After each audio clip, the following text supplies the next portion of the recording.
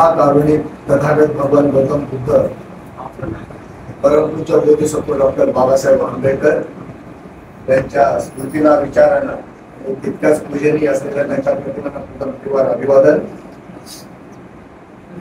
बौद्धजन पंचायत समिती शाखा क्रमांक 448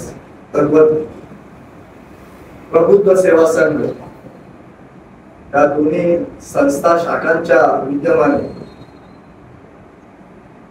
वर्षावास कार्यक्रमात जो आयोजित केलेला आहे त्या कार्यक्रमाचे अध्यक्ष महोदय, त्याचप्रमाणे या दोन्ही संस्था शाखांचे सन्माननीय पदाधिकारी, सभासद, उपस्थित असलेले सर्व बौद्ध उपासक उपासिका, त्याचप्रमाणे आमच्या इथे आवर्जून उपस्थित असलेले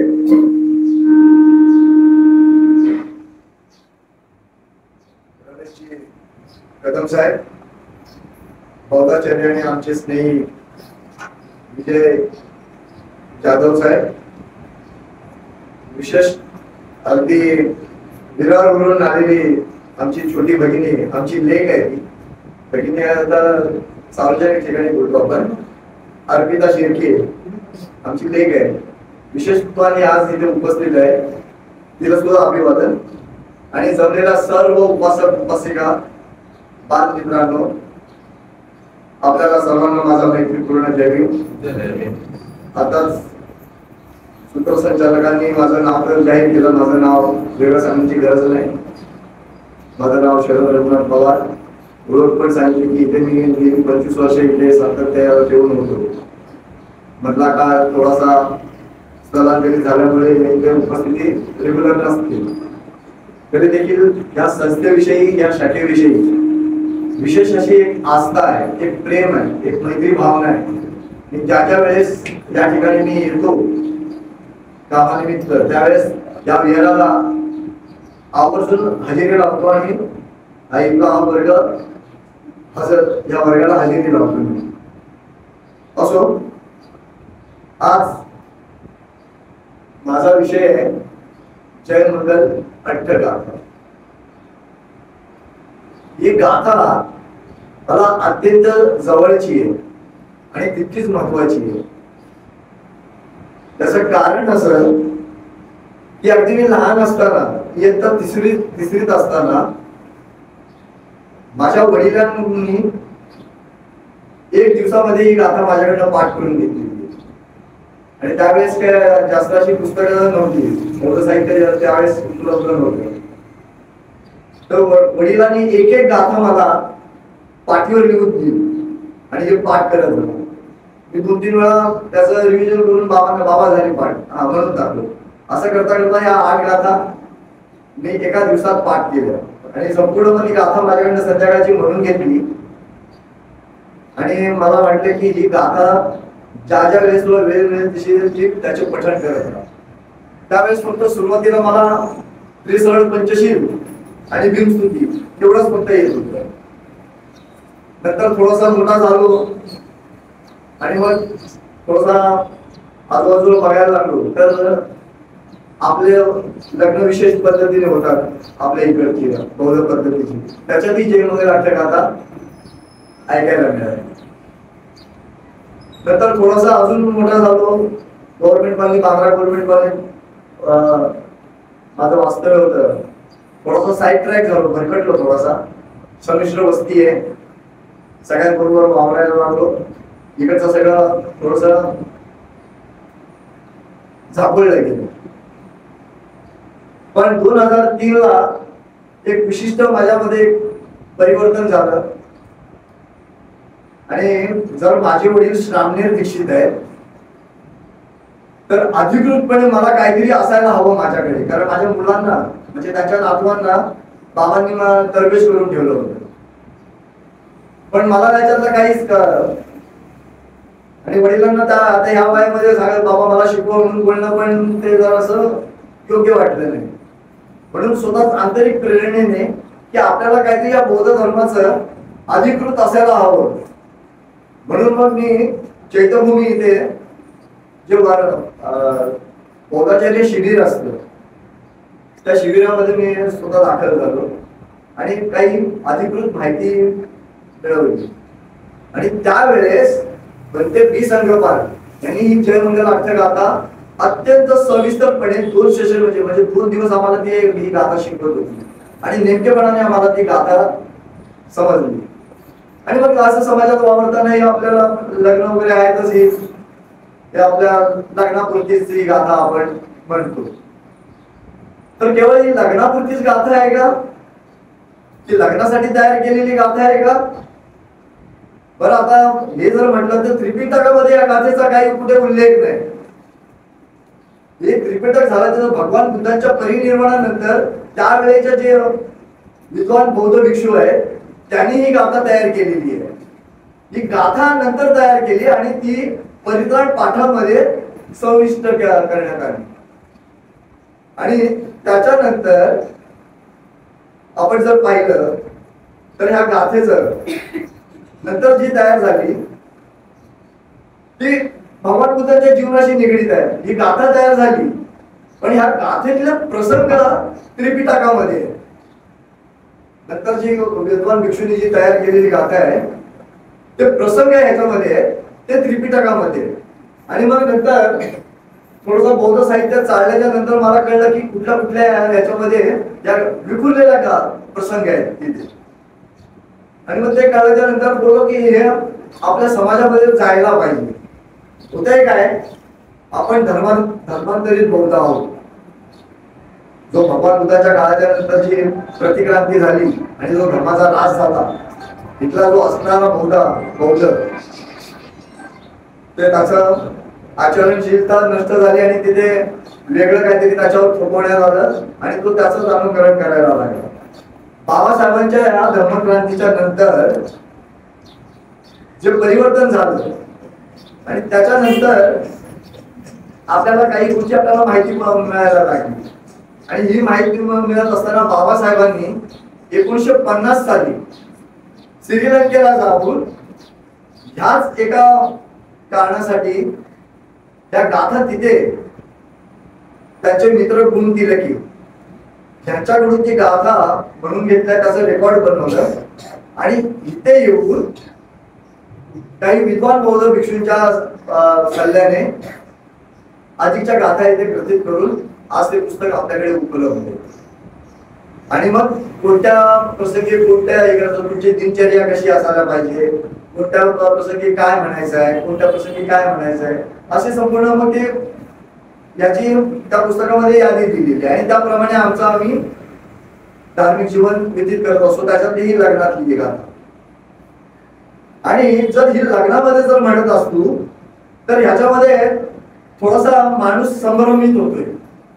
संभ्रमित ह्याच्यासाठी होतोय की इथे प्रचलित आम्हाला आखून दिलेला कार्यक्रम आहे त्याप्रमाणे आम्ही लग्नाला ही जयमंगल अर्थगाथा आम्ही म्हणतोय. तर एखाद दुसरा असा एक प्रसंग येतो की तिथे ही जयमंगल अर्थगाथा म्हटलीच जात नाही. त्याचं एक जिवंत 2 उदाहरण आहेत. एक उदाहरण देईल.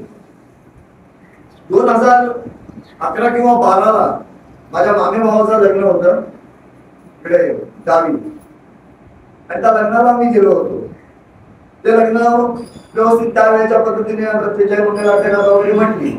पण त्याच्यानंतर 2 दिवसांनी इकडे आमच्याकडे दापोलीत पिसई म्हणून गाव आहे, आमचे स्नेही आहेत, नातेवाईक आहेत, त्याच्या मुलाचं लग्न होतं आणि तिकडे तो प्रसंग आला.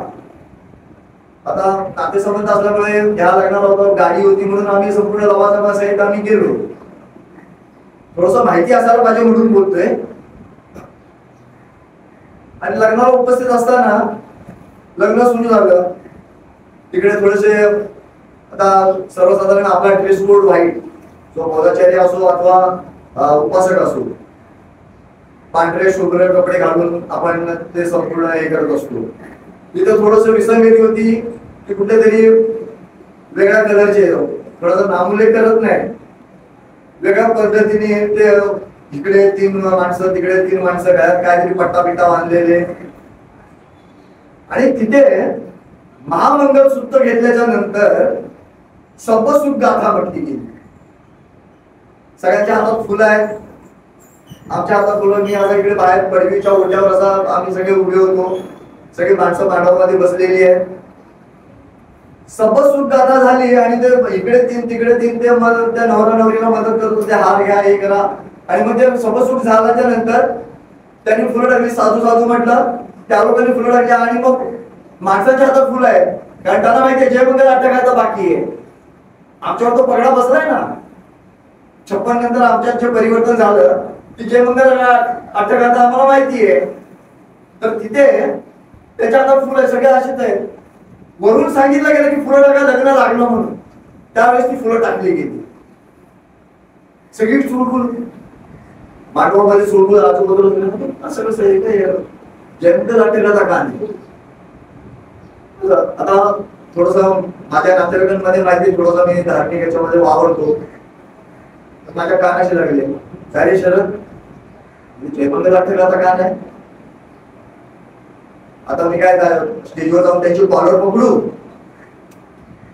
इथे स्टेजवर जाऊन त्यांची कॉलर पकडू की बाबा तू का नाही बोललास म्हणून? आणि इथे मला विचारणं होते, कारण याच माध्यमातून वावरतोय मी.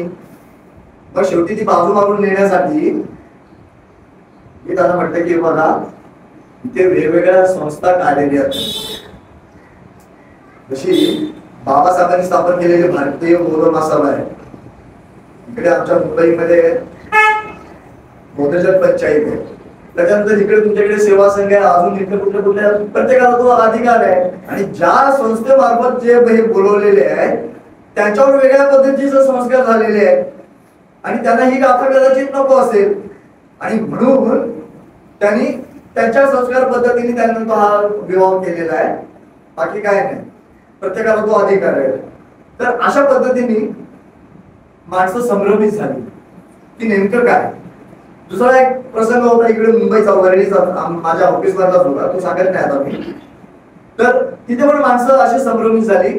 माझ्या बाजूला बसलेली आमची सुपरिटेंडेंट आहे,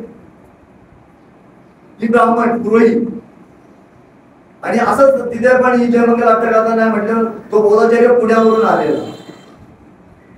आणि मला तिने बाजूला, आम्ही सगळे स्टाफ बसलेलो, आम्ही सगळे ऑफिसर सगळे होते आणि आम्ही स्टाफ बसलेलो. अरे काय रे पवार, ते तुमच्याकडे काहीतरी जय मंगल आणि असं काहीतरी बोलतात आणि मग फुलं टाकतात ना? मी हो.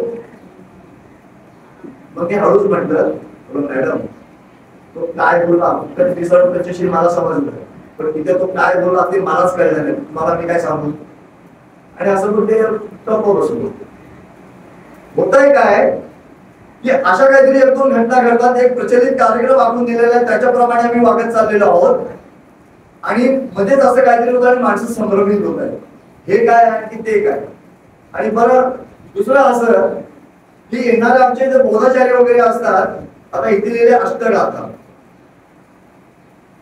आता आमच्या धर्मगुरूने आम्हाला सांगितलं की जाणीवपूर्वक तुम्ही अष्टगाथा हा शब्द वापरला पाहिजे. आता आमच्या धर्मगुरूचं ऐकायचं, इथे पुस्तकात लिहिलेलं ऐकायचं. तर प्रचलित भाषेप्रमाणे त्याचं ट्रान्सलेशन अष्टगाथा. लक्षात घ्या, पाली भाषेमध्ये श षटकोनाचा आणि श शामृकाचा कुठेच नाही. बुद्धं शरणं जेव्हा तुम्ही म्हणता ना, तेव्हा तो चुकीचा उच्चार होतो. बुद्धं शरणं गच्छामि, की तो पाली भाषेचा उच्चार बरोबर. इथे काय आहे, गलत पाली मध्ये गाली, पालीचा चुकीचा उच्चार ती शिवी झाली असं. तर ते मग लग्नाच्या मध्ये एखादा बोधाचार्य असतो, मग तो काय करतो, शेवटची गाथा म्हणतो, एतापि बुद्ध जय मंगल अष्टगाथा असा उच्चार होतो कधी कधी त्याचा. अष्टगाथा नाही म्हणत एखादा विद्वान म्हणजे तो बोधाचार्य होतो, एतापि बुद्ध जय मंगल अष्टगाथा. आणि मग आमच्या कानावर तो पडतो, आणि मग त्याला जर आपण खासगी सांगायला गेलो ना, तर त्या बोधाचार्य बोलला ना, काय बोलला, अष्टगाथा. कारण त्याच्या मनावर तो पगडा बसला, अष्टगाथा. आता इथे एक लक्षात घ्या, ही गाथा त्या मंगलाच्या काळाला पर्याय म्हणून इथे घेतलेली आहे का? हा अष्टगाथा असल्यामुळे या अष्ट हा शब्द आल्यामुळे त्याच्या मनावर की आणि केवळ अज्ञानी बौद्ध म्हणून नाही, काही सुशिक्षित बौद्ध जे लोक समाजात वावरत आहेत ते लोक बोलतायत की नाही ते तुमच्याकडे कसे ते मंगलाष्टक आहे तसं आमच्याकडे एक जन्मंगल अष्टगाथा आहे. अष्ट हा शब्द वापरल्यामुळे माणूस संभ्रमित होतो, त्यांना वाटते की त्या तिथला पर्याय इथे शोधून काढला, कारण आम्ही नवदीक्षित आहोत, आम्हाला वेगळा कार्यक्रम पाहिजे, वेगळं आचरण आहे आमचं, पण तिथे हा संभ्रमित होतो. आणि म्हणून आमच्या भिक्षूंनी आम्हाला सांगितलं की जय मंगल अष्टगाथा हा उच्चार तुम्ही करत राहा, कारण त्याचा अर्थच वेगळा आहे. आता अष्टकथाचार्य होते, ते त्यावेळेचे बौद्धाचार्य म्हणून प्रसिद्ध आहे, बुद्धघोष, इतिहासामध्ये त्यांचं फार मोठं नाव आहे. आता ते अष्टकथाचार्य काय 8 गाथा म्हटलेल्या आहेत का त्यांनी, त्या 8 गाथांचा जो शब्द विश्लेषण केलेलं आहे काय, तर इथे अष्टगाथा म्हणजे त्या अर्थ, त्या गाथांचा अर्थ सुस्पष्ट केलेला, विश्लेषण करून सांगितलेले त्या गाथा. आणि इथे केवळ 8 शब्दशः आपण जर बघायला गेलं तर ह्या 8 गाथा म्हणून त्या अष्टगाथा, ठीक आहे, आपण वारणासाठी ते मान्य करू. पण इथे भगवान बुद्धांच्या विषयाच्या त्या 8 गाथा आहेत. आता इकडे होतंय काय, एकीकडे गृहस्थ जीवनामध्ये पदार्पण होते, जी अर्थगाथा आपण म्हणतो. इथे लग्न लागताना ते दोघं वधूवर गृहस्थ जीवनामध्ये पदार्पण करतायत आणि इकडे सिद्धार्थ गौतम गृहत्याग करतो. म्हणजे ताळमेळ बसतो काय, गृहत्याग केलेला त्याच्या जीवनामध्ये हे जे प्रसंग, आता ते फक्त काय 8च प्रसंग आले, असे काही प्रसंग आहेत. आता ते प्रसंग सांगायला गेलो तरी पण 1-2 तास निघून जातील. पण हे त्यावेळेच्या भिक्षूंनी हे निवडक असे 8 प्रसंग घेतले आणि त्या गाथा बनवली. आता ते 8 घेतले, इथे 9वी गाथा आहे, एतापि बुद्धजय मंगल अष्टगाथा यो वाचको दिन दिने सरते मतंदी हित्वान अनेक अनेक विविधानी चुपदवानी मोकम सुखम अधिकम नरसोपई. ही शेवटची गाथा आहे. मग या गाथेचं काय करायचं, एखादा कोणतरी शाळा भेटला तुला, अरे 8 गाथा नाही 9 गाथा आहे, त्याचं काय, त्याचं विश्लेषण कोण करणार. असो, तर एकीकडे वैवाहिक जीवनामध्ये पदार्पण करतात आणि एकीकडे गृहत्याग. हा ताळमेळ बसतोय काय, तर हो बसतो, कारण बौद्ध धर्म हा सकारात्मक विचारसरणी धारण करून पुढे जात असतो. इथे कुठल्याही किलमिश, कुठल्याही अंध मान्यता, कुठलंही काहीच नाही, सगळं सुस्पष्ट आहे. आणि म्हणून बौद्ध धर्मामधलं हे जर ही गाथा इथे म्हटली जाते तर हो म्हणून मी म्हणतो. आणि मग आपल्याला ती कसं हे बघायचं आहे, तर ज्या संन्यस्त जीवनामध्ये भगवान बुद्धांना या प्रसंगाला तोंड द्यावं लागलं, तर आमच्या ह्या संसारी जीवनामध्ये कितीतरी अडचणी आहेत, असे कितीतरी प्रसंग येतात. त्यांनी तसा जो विजय मिळवला तसा आमच्या ह्या संसारी जीवनामध्ये ज्या अडचणी निर्माण होतील, जे प्रसंग उद्भवतील, त्या तेजाने आमचं देखील ह्याच्यातून विजय मिळावा. तर ते जसा भवत ते जय मंगलाने, त्या तेजाने त्याप्रमाणे आमचं सुद्धा जय मंगल व्हावं, असं म्हणून ही गाथा इथे वर्णन केलेली. आज थोडस विश्लेषण केलं. आता आपण त्या गाथा बघूया, नेमक्या काय आहेत गाथा. पहिली गाथा आहे, बाहु सहस समभिनी निपित्त सायुधंत गिरिमे खलम उदित घोरन ससेन मारण दानादि धम्म विधिना जितवा मुनिंदो तन्ते जसा भवतु ते जय मंगल. बाहु सहस्र समभिनी, सहस्र बाहूंचा निमित्त करून, अभिनिमित्त करून, सायुधंत संपूर्ण आयुध घेऊन, सायुधंत म्हणजे आयुध घेऊन कोणाला, गिरी मेखला हत्तीवर उदित, उदित म्हणजे वर चढून, वर बसून, वरती येऊन, त्या एका शब्दाचा अर्थ उदित, वर येऊन, गिरी मेघला हत्तीवर स्वार होऊन कोणाला घोर असा, भयंकर असा मार आला. तो मार कसा आला? ससेन मारण, आपल्या सैन्यासहित आला. भगवंतांनी त्याला जिंकलं. दानादि धम्म विधीना चितवा मुनिंद तंते जसा भवती ते जय मंडला. दान आधी या पुण्यबळाने भगवंतांनी त्याला जिंकलं. म्हणजे मुनिंदांनी, मुनिंद हा एक भगवंतांना मुनिंद्र हा भगवंतांना दिलेला. जसं लोकनाथ वगैरे म्हणतो आपण, तथागत म्हणतो, सुगत म्हणतो, तसा हा मुनिंद्र देखील भगवंतांसाठी वापरलेला शब्द आहे. आता मुनिंद्र म्हणजे कोण? तर मुनी म्हणजे साधू, तपस्वी, मुनी, ध्यान साधना करणारे, त्याच्यामधल्या सर्वश्रेष्ठ मुनी. जसं देवेंद्र, देवांचा मोठा इंद्र, त्याला देवेंद्र म्हणतात. तसा हा मुनींमध्ये सर्वश्रेष्ठ भगवान बुद्ध, म्हणून त्याला मुनिंद्र हा शब्द वापरलेला आहे. आणि मग हा मुनिंद्र त्यांनी या दान या तेजी बळाने त्या माराला जिंकलं. थोडीशी कथा आहे त्याची, ती आपण आता बघूया. आपल्याला माहिती आहे सुजाताची खीर, सुजाताने खीर दिल्यानंतर ताजा तवाना होणार बघून सिद्धार्थ गौतम बोधिसत्व अवस्थेमध्ये तिथून पूर्वेला मधून निघतो आणि गया प्रांतात जातो. आणि तिथल्या एका पिंपळ वृक्षाखाली दृढ निश्चय करून बसतो की आता माझं रक्त आटलं तरी चालेल, हाडं सुटली तरी चालतील, पण जोपर्यंत मला ज्ञान प्राप्ती होत नाही मी इथून हलणार नाही. आणि हा निश्चय केलेला असताना ती रात्र वैशाख पौर्णिमेची आहे, तो प्राप्तीचा क्षण आहे आणि तिथे हा महार आला. आता पहिली गोष्ट लक्षात घ्या, हा महार दुसरा तिसरा कोण नाही, हे आपल्या शरीरातले असणारे विकार. हे विकार काय? 3: राग, द्वेष आणि मोह. हे नेमके 3 विकार आहेत. हे विकार म्हणजेच महार. पण इथे हा महार उभा केलेला आहे आणि तो महार त्यावेळेस येतो. गिरीमेघला हत्तीचा ससेन मारण, सैन्यासहित येतो, सगळं आयुध घेऊन येतो आणि आपल्या सैन्याला पाठवतो सिद्धार्थ गौतमाला बुद्धत्वापासून विचलित करण्यासाठी. पण सिद्धार्थ गौतम त्याच्या ध्यान साधनेमध्ये असतो, त्याला काही फरक पडत नाही. सर्व बाबतीने त्याची सेना हरलेली असताना मग स्वतः मार येतो आणि मार देखील अशाच काहीतरी त्याचा हे करतो, संपूर्ण धुळीचं वादळ निर्माण करतो, पाऊस पाडतो, पाषाणाची वृष्टी करतो, अग्नीची वृष्टी करतो, तापलेल्या चिखलाची वृष्टी करतो, तापलेल्या वाळूची वृष्टी करतो, तापलेल्या राखीची वृष्टी करतो. पण सिद्धार्थ गौतम विचलित होत नाही आणि मार देखील हरतो. मग माराकडे 2च पर्याय आहेत, एक तर इथून पळून जावं किंवा सिद्धार्थाला ह्या हत्तीवरून उतरून सिद्धार्थाला सामोरं जावं.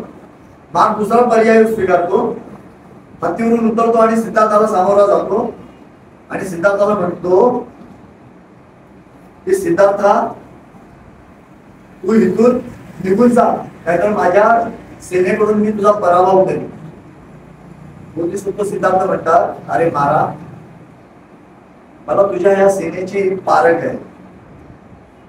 पहिली सेना विविध चैनीच्या वस्तू ही तुझी पहिल्या सेनेची तुकडी आहे. त्याच्यानंतर चालत येणारी अरेरीती, तहान, भूक, तृष्णा, आळस, कुशंका, गर्व, प्रसिद्धीची हाव आणि आत्मस्तुती आणि परनिंदा, या एका मागोमाग चालत येणाऱ्या ह्या तुझ्या सेनेच्या तुकड्या आहेत. साध्या तपस्व्याला तुझी एखादी तुकडी पराजित करू शकेल, पण मी तुझ्या ह्या पूर्ण सेनेला घाबरत नाही. जसा कच्च्या मातीचं भांड दगडाने सहज फोडता येतं, तसा माझ्या प्रज्ञेच्या योगे मी या तुझ्या संपूर्ण सेनेचा पराभव करून टाकेन. फार बोलतो अगोदरच हरलेला आहे, बोलतो बरं ते सगळं जाऊ दे, तू ज्या आसनावर बसलेला आहेस ते आसन माझं आहे, म्हणून तू इथून मुकट्याने उठ आणि निघून जा. सिद्धार्थ गौतम म्हणतो की आसन तुझं आहे, त्याला पुरावा काय? हा प्रश्न उच्चारताच महाराजचे अनेक योद्धे पुढे येतात आणि म्हणतात की होय, हे आसन महाराज आहे, त्याला आम्ही साक्षी आहोत. हे बोलल्यानंतर महाराज बोलतो, बघ हे माझे लोक हे आसन माझं असल्याचा पुरावा देत आहेत, साक्ष देत आहेत, म्हणून या आसनावरून उठ. जर हे आसन तुझं आहे त्याचा जर तू पुरावा देत असशील तर तो पुरावा दे, अन्यथा इथून उठ आणि निघून जा. तर सिद्धार्थ गौतम म्हणतो की मी अनेक जन्मी दान पारमिता पूर्ण केलेली आहे आणि त्या दान पारमितेच्या पुण्यबळाने इथे बसण्याचा अधिकारी झालेला आहे, म्हणून ह्या इथे बसण्याचा अधिकार माझा आहे. पुन्हा मार प्रश्न विचारतो की तू हे ते दान पुण्य केलेलं आहेस, त्याचा साक्षी कोण आहे? आणि मग सिद्धार्थ गौतम जी आपली इथे तस्वीर काय विकावर हात ठेवून आहे बघा, दोन्ही स्पर्श मुद्रा, आणि त्या भावाला म्हणतो मी अनेक जन्मी जे दान पुण्य केलेलं आहे त्याचा इथे जिवंत साक्षी तुला मिळणार नाही, कुणीच इथे नाही, पण ही सर्वव्यापी वसुंधरा ही त्याची साक्ष देईल. आणि हे बोलल्याबरोबर एक प्रचंड गर्जना होऊन भूकंप होतो आणि त्याच्यातून एक सुंदर देवता बाहेर येते आणि ती त्या महाराज सांगते की हे महाराज, या सिद्धार्थ कुमाराने अनेक जन्मी महादान दिलेले मी साक्षी आहे आणि त्यांनी याचकावर सोडलेलं जे पाणी असतं ते पाणी सोडलेले त्याच्याने भिजलेले हे माझे केस अद्याप वाळलेले नाही, त्याचा हा पुरावा आहे. आणि असं म्हणून की आपले केस पिळते आणि जो त्या पाण्याचा जो प्रवाह येतो त्याच्याबरोबर हा मार त्याच्या सेनेसह त्याच्या गिरीमेघला हत्तीसह कुठल्या कुठे वाहून जातात. म्हणजे ही दान पारमिता सांगितलेली, दानादि धम्म विधीना जितवा मुनिंदो ते जसा भवत ते जय मंगलानी. या दान पारमितेच्या प्रभावाने जसं बुद्धाने विजय मिळवला तसं तुमच्या या संसारिक जीवनामध्ये तुमचा जय हो, मंगल हो, त्या दिशेने. अशी ही पहिली गाथा आहे. दुसरी गाथा आहे मारा तिरे कम बिगुन जित सब रत्ती घोरम पना लवक मख मदत्त यक्ष खंती सुदंत विधीना जितवा मुनिंदो तंते जसा भवत ते जय मंगलानी. मारा अतिरेक, माराच्या अतिरिक्त असा एक जण होता. मारा तिरे कम युजित सब्बल युजित म्हणजे युद्ध करणारा. आता युद्ध म्हणजे तलवारीचं वगैरे युद्ध नाही, वैचारिक युद्ध आहे. संपूर्ण रात्र कोण आहे? घोरपणा लवक मख मथद यक्ष. घोर असा, क्रूर असा जो आळवक नावाचा यक्ष आहे, तो जो मदनमस्त आहे. घोरमपणा लवक मख मथद यक्ष असा तो मदनमस्त असा जो आळवक यक्ष आहे, त्याला जिंकलं. खंती सुदंत विधीना चितवा मुनी. खंती म्हणजे क्षमाशीलता, सुदंत म्हणजे संयमित राहून. अशा पद्धतीने त्या आळवक यक्षावर विजय मिळवला. आता त्याची देखील ही कथा आहे. आता आळवक यक्ष कोण असं माहितीये? जर कोणी इथे जर जातकथा वगैरे कोणी वाचली असेल, जातकथा एक फार मोठा ग्रंथ आहे, त्याच्यामध्ये हे आळवक यक्ष खूप आहे. ते माणसांना जेवढे म्हणजे माणसं असतील त्यांना भ्रमिष्ट करतात, भ्रमिष्ट करणारे असतात, माणसं खाणारे असतात आळवक यक्ष. असे त्रिपिटकामध्ये 3-4 असे यक्ष आहेत.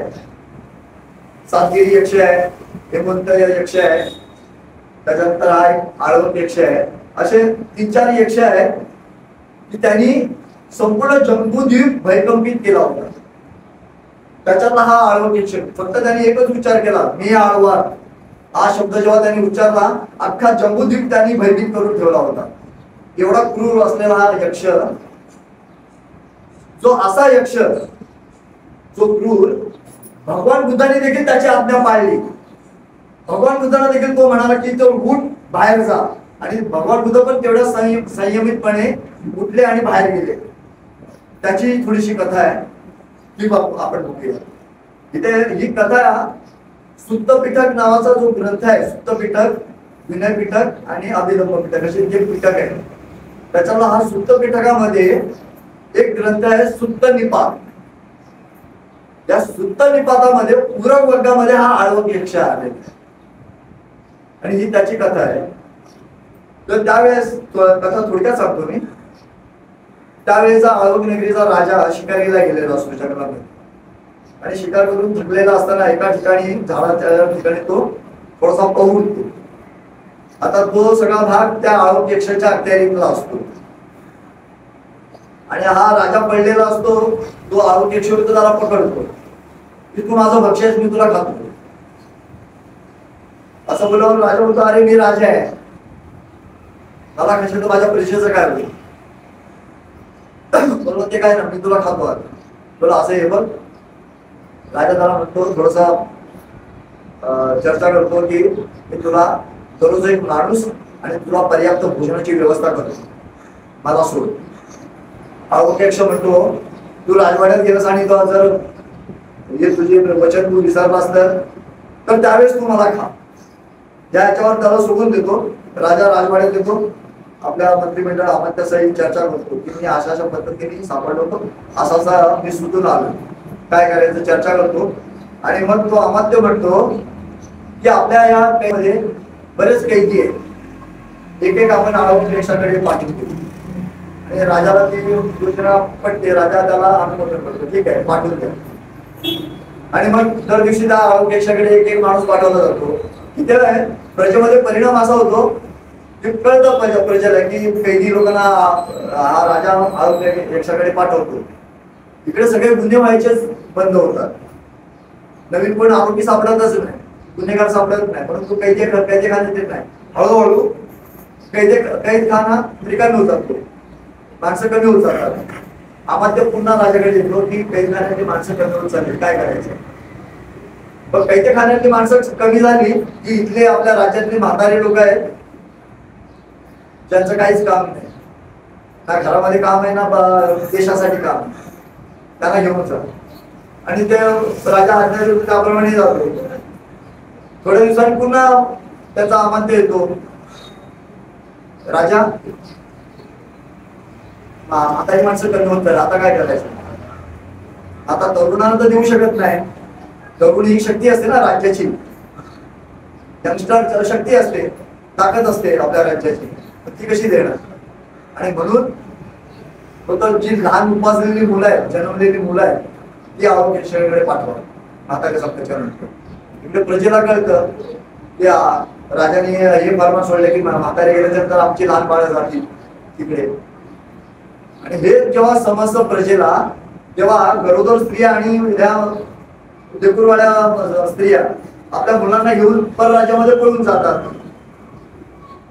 आणि त्याच वेळेस या राजाच्या राणीला मुलगा होतो.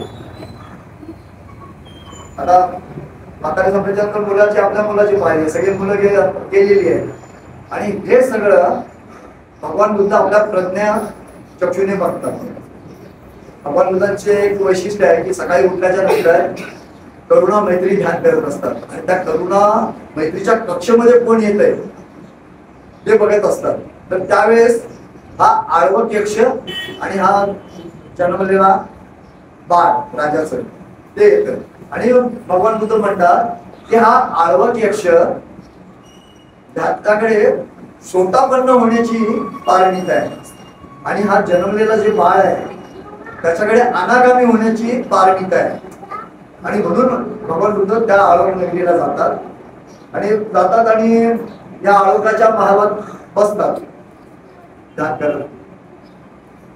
आळवक बाहेर गेलेला असतो, यक्षांच्या सभेमध्ये गेलेला असतो. यक्षांच्या सभेमधून आल्याच्या नंतर बघतो की माझ्या इथे कोणतरी बसलाय आणि मग फार मोठा मी थोडक्यात सांगतो.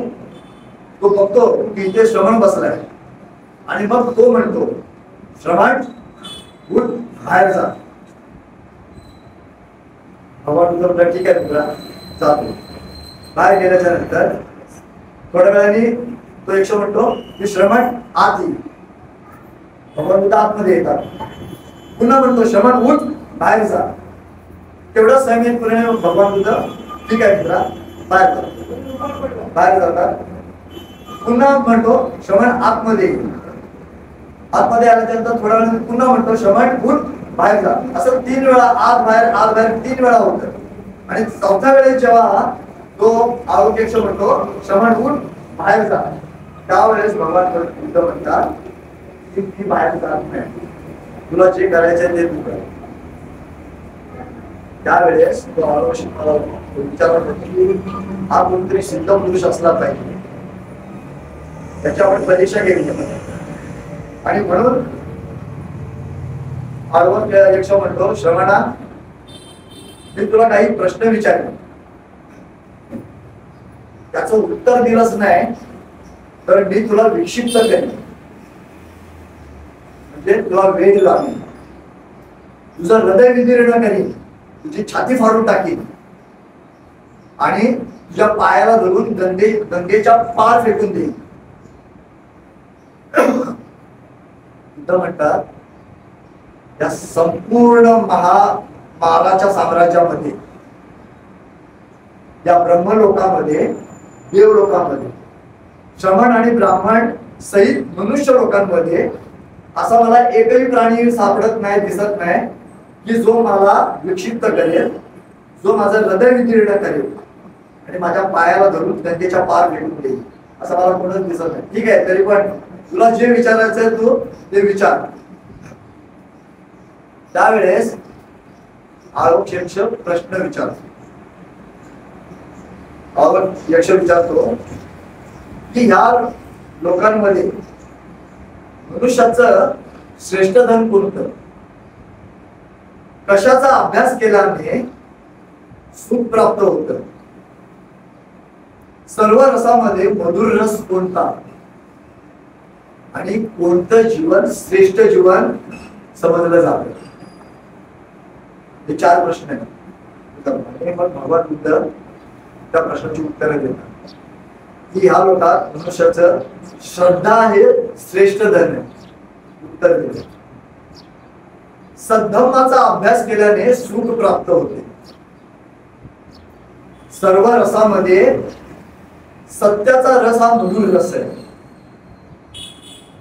आणि प्रज्ञायुक्त जीवन जगणं हे सर्वश्रेष्ठ जीवन म्हटलं जातं. अशा पद्धतीचं भगवान बुद्ध त्याला उत्तर द्या. आणि अजून विस्तार व्हायसमोर मी अजून ते प्रश्न आहेत अजून, पण ते सांगत नाही. आणि शेवटी ते प्रश्न उत्तर रात्रभर चालेल, युद्ध चाललेलं आहे, ते संपरत्ती चाललेलं युद्ध. आणि शेवटी भगवान बुद्ध म्हणतात की सत्य, धर्म, धैर्य आणि त्याग हे माणसाच्या आधी जे गुण आहेत ना, ते गुण चांगले गुण आहेत आणि ते तू धारण केलेला जर असेल तर ह्या लोकी आणि परलोकी देखील सुख प्राप्त करतो. आणि हे जे मी म्हणतोय, जर इथे अनेक श्रवण ब्राह्मण आहेत तिथे, त्यांना देखील हवं तर तू विचार. त्यावेळेस आरोग्यक्ष म्हणतो मी आता इतरांना कशाला विचारू, बुद्ध भगवान माझ्या कल्याणासाठी आळवीमध्ये आले, माझं कल्याण केलं. आता या सद्धर्माचा प्रचार प्रसार करून गावोगावी आणि नगरानगरात मी हिंडत राहीन. हे सांगत असताना, हे सगळे प्रश्न उत्तर करत असताना सकाळ होते. इथे वचन दिल्याप्रमाणे राजा आपल्या लवाजमासाठी येतो, तो बाळाला घेऊन.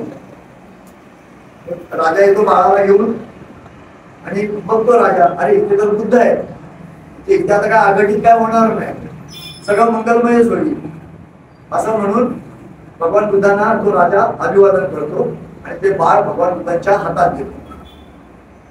भगवान बुद्ध त्या बाळाला घेतात आणि ते आरोग्यक्षाकडे देतात, कारण माणूस खाणार आहे ना तो, ते आरोग्यक्षाकडे देतात. आरोग्यक्षाकडे दिल्याच्या नंतर राजा त्या यक्षाला म्हणतो, हे यक्षराज आळवत, हे तुझं भोजन आहे. असं बोलल्या तो आरोग्यक्ष लज्जित होतो, शरम होतो आणि त्याच्या मनात करुणा निर्माण होतो आणि तो त्या बाळाला छातीशी लावतो, त्याला पुरवाळतो आणि पुरवाळल्याच्या नंतर घेतो आणि पुन्हा भगवान बुद्धांकडे देतो. भगवान बुद्धांकडे तो भगवान बुद्ध घेतात आणि पुन्हा त्या राजाकडे देतात. आता इथे ह्या हातातून त्या हातात, त्या हातातून त्या हातात, त्या हातातून ह्या हातात, ह्या हातातून त्या हातात दिल्यामुळे त्या बाळाचं नाव पडतं हत्त, जो पुढे जाऊन अनागामी पारमिता पूर्ण करतो.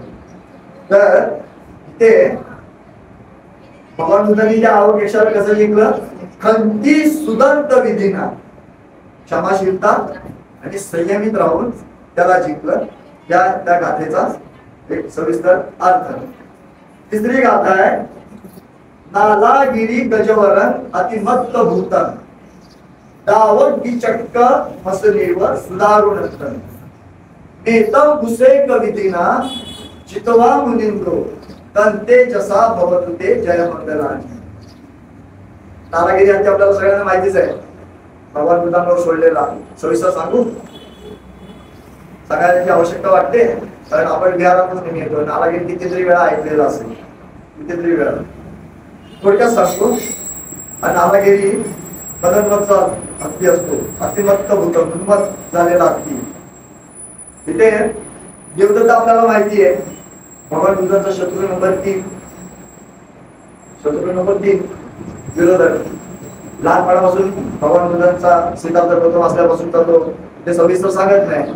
तर इथे जो अजातशत्रूच्या हाताशी लागून तो त्याला काही चमत्कार करून दाखवल्यामुळे अजातशत्रूचा तो सानिध्यात देतो देवदत्त. आणि तो राजाच्या हत्तीशाळेत जातो आणि त्या माहुताला सांगतो की मी राजाचा खास माणूस आहे, माझं ऐकलंस तर तुला प्रमोशन मिळेल, माझं नाही ऐकलंस तर तुला नोकरीवरून काढून टाकेल. म्हणून मी जे काय म्हणतो ते माझं आई काय कर. जेव्हा भगवान बुद्ध इकडून चारिकेला जात असतात त्यावेळेस हा आळो हत्ती त्याच्यावर सोडतो आणि तो तसंच करतो. भगवान बुद्ध चारिकेला जात असतात त्यावेळेस हा बांधलेला हत्ती असतो, उन्मत्त हत्ती असतो, तो सोडतात, पाऊस सोडतो त्याला. तो संपूर्ण किच्चाळ वगैरे रस्त्याने धावतो, सगळी माणसं सैरावयाला पळतात. आणि तो जेव्हा भगवान बुद्धांच्या या मैत्री तरंगामध्ये येतो त्यावेळेस तो शांत होतो आणि मग तिथे भगवान बुद्धांच्या येऊन आपल्या पाय घेऊन नमस्कार करतो आणि मग पाय धुवून आपल्या मस्तकावर घेतो आणि तसाच मागे मागे जाऊन तो पुन्हा हत्तीशाळेमध्ये जातो. ते भगवान बुद्ध कसे जिंकतात त्याला, नेतम दुसरे कवितीना. मैत्री, नेतम म्हणजे मैत्री, आंबू म्हणजे पाणी आणि सेक म्हणजे शिडकावा किंवा वर्षा. मैत्री रूपी जलाच्या वर्षावाने त्या हत्तीला जिंकलं. अशा पद्धतीने थोडक्यात त्याचं हे विश्लेषण. चौथी गाथा आहे, मुखी तखग मतिहत्त सुदारुणंतन, धावंती योजन पथं गुलिमालवंतन, इद्धि विसंखत मनो जितवा मुनिंदो, तन्ते जसा भवतु ते जय मंगला. उखित खग उपसून बाहेर काढलेली हातात तलवार घेऊन. खग म्हणजे तलवार, उखित म्हणजे ओपन केलेली, उघडलेली, हातात घेतलेली. खग म्हणजे तलवार. खग मतिहत्त. आता मतिहत्त म्हणजे काय, मतिभ्रष्ट झालेला. धावंती योजन पथं गुलिमालवंतन.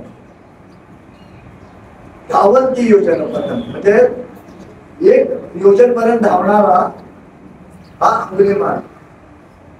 त्याला कसं जिंकलं, रिद्धी बळाने, इद्धी विसंखत म्हणून रिद्धी बळाने त्याला जिंकलं. त्याची थोडीशी गाथा आहे. थोडस त्याचं हे अंगुलिमाल तुम्हाला माहिती आहे, ते संपूर्ण सविस्तर सांगत नाही कारण की फार भदंत सदानंद महादेव यांनी एक पुस्तकच त्याच्यावर लिहिलेलं आहे अंगुलिमालचं. त्याचा जन्म कसा होतो, कसा मरतो कसा. तर इथे थोडक्यात सांगतो की हा अंगुलिमाल माणसांचे त्यांनी 999 बोट गळ्यामध्ये घातलेली आहे, क्रूर आहे. आणि तो राजा त्याच्या प्रसिद्ध राजाच्या जालिनीपणामध्ये तो ते सगळे हत्या करत असतो. प्रजा कंटाळलेली आहे. प्रजा राजाकडे जाते, ते हा अंगुलिमालचा काहीतरी बंदोबस्त कर, जीवन सगळं मुश्किल करून टाकलेलं आहे. कोणाचे आई कोणाचा बाप मारलाय, कोणाचा भाऊ मारलाय, कोणाचा नवरा मारलाय, कोणाचा मुलगा मारलाय, त्रस्त झालेले आहे सगळे. आणि मग तो राजा प्रसन्नजीत त्यांना आश्वस्त करतो प्रजेला की थोडे दिवस थांबा, मी त्याचा व्यवस्थित बंदोबस्त करतो असं. आणि तिथे त्या अंगुलिमालची आई देखील त्या प्रजेमध्ये बसलेली असते आणि राजाने त्यांना आश्वस्त केलं की मी बंदोबस्त, आता राजाचा बंदोबस्त म्हणजे भरपूर लष्कर वगैरे घेऊन जाणार. आणि इकडे मुलगा किती वाईट असला तरी आपल्या आईला प्यारा असतो, म्हणून त्याला काही समजुतीचे बोल सांगण्यासाठी किंवा शेवटचं बघण्यासाठी म्हणून ती त्या वनामध्ये येत असते. भगवान बुद्ध हे सगळं की ह्या अंगुलिमालाकडे याला भ्रमिष्ट केलेलं आहे, पतिभ्रष्ट केलेलं आहे, पदभ्रष्ट केलेलं आहे, तर याला माणसात आणणं हा सुधारू शकतो. आणि म्हणून भगवान बुद्ध काय म्हणतात की त्याची आई येते, तो फक्त काय त्याला फक्त एक उंगली पाहिजे आहे. 999 उंगल्या त्याच्या गळ्यात आहे, एक उंगली गळ्यात घातली, आजार झाली की आपल्या गुरुकशांना दिली, अशा पद्धतीचं. तर तो आई बघणार नाही, कोण नाही. आणि जर आईला मारलं त्यांनी तर तो दुर्गतीला जाणार, म्हणजे नरकात जाणार, तो पुन्हा कधी बाहेर येणारच नाही. अशा पद्धतीचं जर त्याला इथे वाचवलं आई, कारण 5 दुर्गतीला जाण्याची 5 आहे की आईला मारणं, वडिलांना मारणं, अरहंतांना मारणं म्हणजे भिक्षुना वगैरे, त्याचा अपमान करणं किंवा त्याला इजा करणं, भगवंताच्या पायाचं रक्त काढणं आणि संघामध्ये भेद निर्माण करणं, असे 5 जर हे गुन्हे जर माणसाने केले तर तो अधोगतीला म्हणजे नरकात जातो, पुन्हा तो बाहेर येत नाही. आणि त्याला वाचवण्यासाठी आईच्या हत्येचं पातक त्याला लागू नये म्हणून भगवान बुद्ध जातात आणि काय करतात, इद्धी विसंखत बनून बुद्धिबळाचा वापर करतात. त्याचा तो बोलतो की आता आले त्याला फक्त बोट पाहिजे, आई असो पण कोण पण असो, बोट पाहिजे नाही. त्याचं लक्ष विचलित करतात आणि आपल्याकडे आकृष्ट करतात.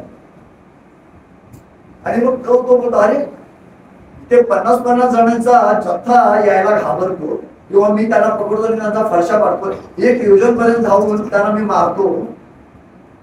तर इथे हा श्रमण एकटा कसा, इथे पहिला विचलित होतो तो, हा भ्रम निर्माण झाला की हा एकटा कसा येतो हा श्रमण, आणि विचारचक्र सुरू होतं.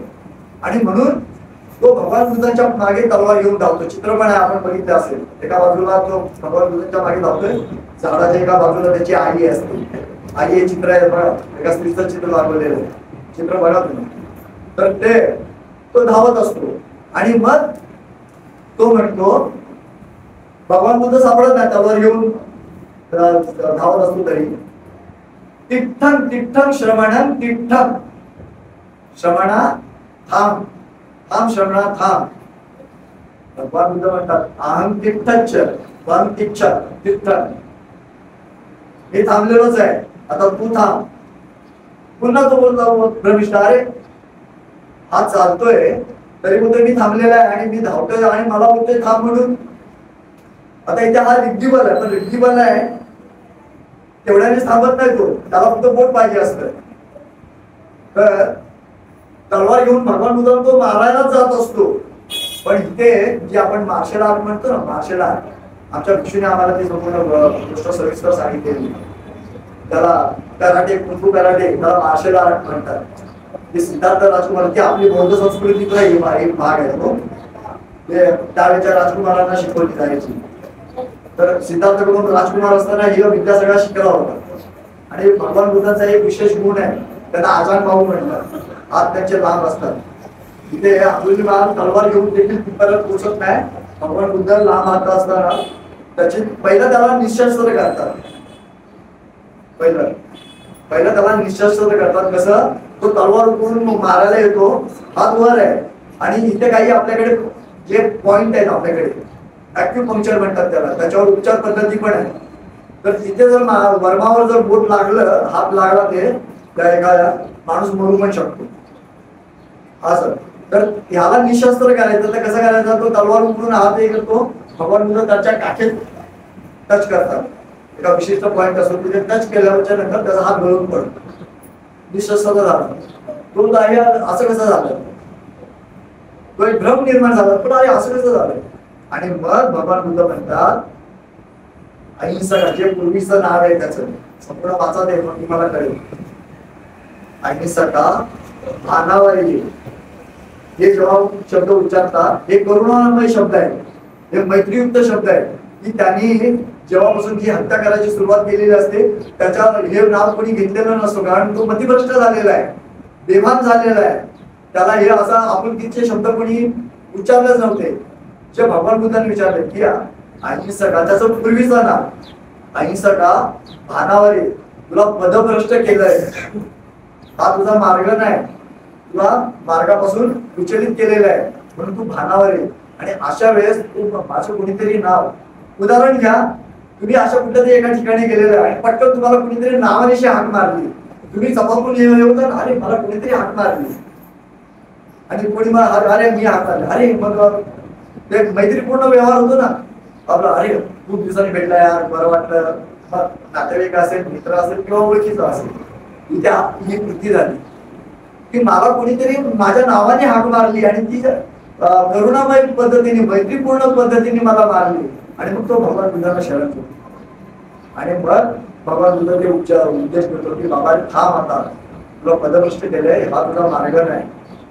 आणि जर भगवान बुद्ध म्हणतात तुझ्यातलं साधुत्व अजून संपलेलं नाही, जर तू त्याला अवधी देशील तर तू एक चांगला माणूस म्हणून जीवन व्यतीत करशील, चल माझ्यावर, मी तुला न्यायला आलो, चल माझ्याबरोबर. आणि मग भगवान बुद्धांबरोबर तेही भिक्तोय भगवान बुद्ध वगैरे म्हणतात आणि मग त्याच्याकडे तो जातात. आणि मग बाकीचं सगळं माहिती वर राजा सगळं त्याला बंदोबस्त करायला वगैरे वगैरे ते आता सविस्तर सांगत नाही. तर अशा ह्याच्याने खंती बुद्धी संखत म्हणून म्हणजे बुद्धिबळाचा वापर करून त्याला जिंकला, अशा पद्धतीने थोडक्यात ही आंघोळी माझी. आता पाचवी बात तत्वान कठ्ठ मुदरण किंवा बिंद्या चिंचाय दुःख वचन जनकाय वची संतेन सोम विधिना जितवा मुनिंदो तंते जसा भवते जय मंगल. तत्वान कठ्ठ म्हणजे काष्ट, कठ्ठ म्हणजे काष्ट, काष्ट म्हणजे लाकूड, लाकडं गोळा करून तत्वान कठ्ठ उदरक, ती उदरावर बांधली, उदरक म्हणजे आपलं उदर पोटावर बांधली. चिंचाय दुःख वचन, चिंचा नावाची एक स्त्री होती, ती भर सभेत भगवान बुद्धांना बदनाम करून पाहत होती, लांछन लावून पाहत होती. तिला जिंकलं भगवान बुद्धांनी. संतेन सोम म्हणजे शांत आणि सौम्य वृत्तीने बळाने तिला जिंकलं. ती पण थोडीशी कथा अशी आहे. जैन तीर्थंकर, निर्ग्रंथ उपासक म्हणतात त्यांना, निर्ग्रंथ उपासक, ज्यावेळेस भगवान बुद्धांचा प्रभाव त्यावेळेस खूप वाढला आणि इतर जे परिवाराचे होते त्यांना भिक्षा मिळणं कठीण गेलं, आदर सत्कार मिळणं कठीण गेलं आणि त्याच्यापासून आपल्याला आदर सत्कार मिळावा, भगवान बुद्धांना बदनाम करावं म्हणून ह्या चिंचा नामक एका स्त्रीला, ब्राह्मण स्त्री आहे ती, त्या स्त्रीला हाताशी धरून एक कुभांड रचलं गेलं आणि त्याला त्या कटामध्ये ती सामील झाली. आणि मग ते काष्ट म्हणजे लाकूड, लाकडाची फळी सदृश्य आपल्या उदरावर बांधून तिने हे केलं.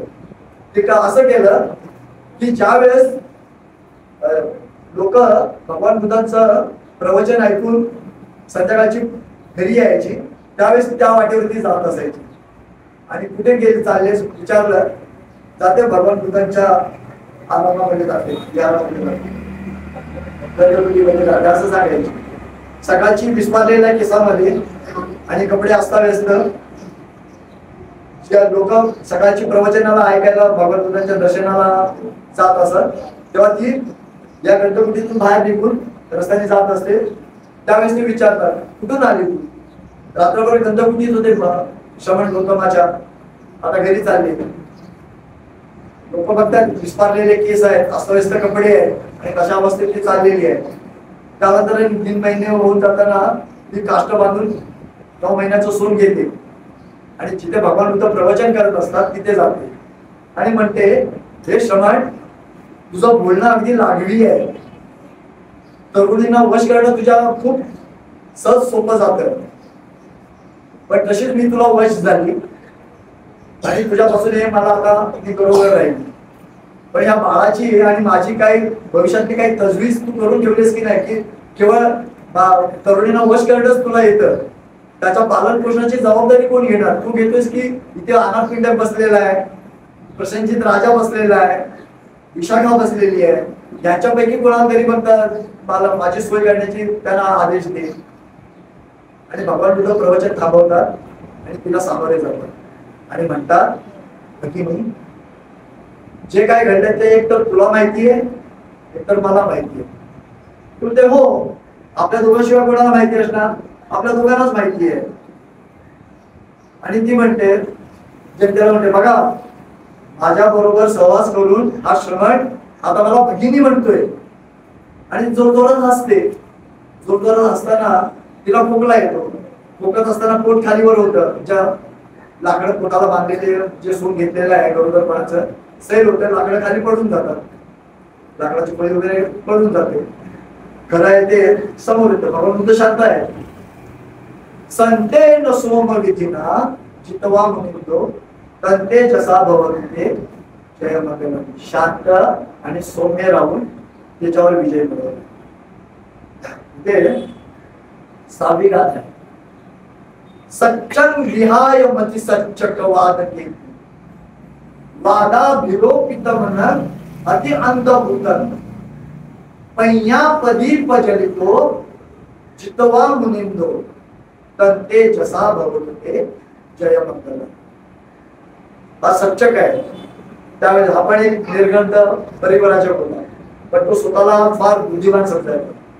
सच्चक विहाय म्हणजे सत्याला सोडून, मती सच्चक म्हणजे स्वतःला अतिशहाणा समजणारा, वादकेतू म्हणजे वादविवाद करणारा, वादाभिरोपितम म्हणजे आपलं म्हणणं ठामपणे मांडणारा. ठामपणे मांडणारा, त्याच्यामध्ये तो मला कोण हरू शकत नाही असा तो अंध झालेला, अंधभूत आंधळा झालेला हा सच्चक, त्याला जिंकलं भगवंतांनी. पय्यापदी पजवितो जितवा म्हणतो.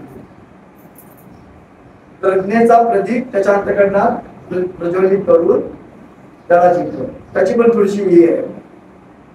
हा जो सच्चक आहे तो वैशालीमध्ये असणारा सच्चक नेहमी गर्विष्ठ असतो की मला वादविवादामध्ये मला कोणच हरवू शकत नाही. मी असा कोणच बघत नाही, इथे कुठलाही श्रवण बघत नाही, कुठलाही ब्राह्मण बघत नाही की जो मला हरवेल. मी सहज त्यांचा पराभव करू शकेल. इतकंच काय, स्वतःला अर्हत सम्यक संबुध म्हणणारा श्रवण गौतम तो देखील मला समोर आला, माझ्या समोर आला तरी त्याला देखील मी हरवून टाकीन, असा त्याचं म्हणणं असतं. तर एकदा म्हणते अश्वजी चारिकेला जात असतात, त्या सच्चकाची भेट होती आणि तो सच्चक विचारतो, श्रवण तुम्ही कोणत्या गुरुचे शिष्य, तुमच्या गुरुचं नाव काय आणि तुमच्या गुरुचा वाद काय, कोणता वाद आहे? तर ते अश्वजित म्हणतात की मी शक्यपुत्र अर्हत सम्यक संबुधांचा शिष्य आहे आणि त्याचा वाद आहे अनित्यवाद, अनात्मवाद. आणि मग काय आहे अनित्यवाद? रूप, वेदना, संज्ञा, संस्कार आणि विज्ञान हे 5 उपादान स्कंध आहे, ते अनित्य आहे. हे कोण सांगतो? अश्वजित. हा माझ्या गुरुचा वाद आहे, हा भगवान बुद्धांचा वाद आहे. इथे आत्मा नावाची अशी कुठली चीज नाही, हे भगवान बुद्ध आम्हाला सांगतो. तो मी मानत नाही. पण तो श्रवण गौतम कुठे आहेत, मला त्याच्याशी वार्तालाप करता येईल का? तो हो, कुठे आहेत ते? तर इथेच आहेत, महावन कुटागारामध्ये थांबलेले आहेत. ठीक आहे. आणि असं म्हणून तो जातो आणि इकडे वैशालीमध्ये 500 लिच्छवींची एक सभा भरलेली असते. त्या सभेमध्ये जातो आणि सांगतो की आज माझा श्रवण गौतमाबरोबर वाद होणार आहे. त्याला मी असा घाम फोडतो, त्याला असा घाम फोडतो, त्याचा उत्पन्न पण जागेवर ठेवत नाही. आणि जसा केसाळ मेंढ्याला धरून गरगर फिरवतात तसं मी त्याला वादविवादात त्याला गरगर गरगर फिरवी. चला मी तुम्हाला आमंत्रित करतो, माझ्याबरोबर चला श्रवण गौतमाचा कडे माझा वाद होणार. आणि मग तिकडे जातो आणि मग भगवान बुद्धांना विचारतो की श्रवण गौतम, कारण ते भगवान बुद्ध वगैरे म्हणत नाही, भगवान बुद्ध वगैरे ते म्हणत नाही, हो गौतमा तरी म्हणतात, नाही तर श्रवण गौतमा तरी म्हणतात. म्हणजे अरे गौतमा, हो गौतम म्हणजे लक्षात ठेवा, माझ्या बौद्ध साहित्यामध्ये तो हा शब्द नेहमी आहे, हो गौतम, म्हणजे एकेरी शब्दात त्यांचा उल्लेख करतात भगवान बुद्धांचा. तर तो म्हणजे श्रवण गौतम काय, आपला अनित्यवाद, रूप, वेदना, संज्ञा, संस्कार आणि विज्ञान हे अनित्य आहे असं तुमचं म्हणणं आहे का? भगवान बुद्धाला हो, हेच माझं म्हणणं आहे. तर तो म्हणतो हे अनित्यवाद मी मानत नाही. मग काय मानतो? तर हे शरीर हे माझं आहे, हा मी आहे, आणि ह्याच्यात उत्पन्न होणारे जे चित्त आहे, जे विज्ञान, ते चित्त तोच माझा आत्मा आहे, आणि ह्या संपूर्ण या माझ्या शरीरावर आणि या माझ्या आत्म्यावर माझा अधिकार आहे, आणि ते अनित्य असं काय नाही, हे नित्य आहे असं तो म्हणतो. भगवान तुझं म्हणतात ठीक आहे, तुझं म्हणणं तुझ्याजवळ ठीक आहे, तुझं म्हणणं आहे राहू, तुझ्या बरोबर राहू, ठीक आहे. पण मला एका प्रश्नाचं उत्तर देशील? तर काय? तर मगध नरेश अजातशत्रू आणि कुशल नरेश राजा प्रसेनजी हा त्यांच्या राज्यामध्ये प्रजेमधल्या एखाद्याला त्याच्या मनात आलं तर एखाद्याला पकडू शकतो, तुरुंगात टाकू शकतो, त्यांना फासावर चढवू शकतो, त्यांचे तुकडे तुकडे करू शकतो. हे असं करू शकतात की नाही दोघे राजे? तर तो हो, त्यांच्या राजवटी त्यांच्या ह्याच्यात या राजांनी जर असं केलं, त्यांना पकडलं, तुरुंगात टाकलं, त्यांना फासावर चढवलं, त्यांचे तुकडे तुकडे केलं, तर तो त्यांचा अधिकार आहे, ते करू शकतात, बरोबर. मग आता असं समज अजातशत्रू आणि प्रसेनजित राजा या दोघांनी जर मनात आणलं, ठरवलं की ह्या सच्चकाला पकडायचं, त्याला तुरुंगात डांबायचं, त्याला फासावर चढवायचं आणि त्याचे तुकडे तुकडे करायचे, तर ते करू शकतात काय? तेव्हा म्हणतो हो, करू शकतात. त्यावेळेस भगवान बुद्ध म्हणतात बघ सच्चका, स्मृती संप्रजन्न स्थितीत राहून उत्तर दे.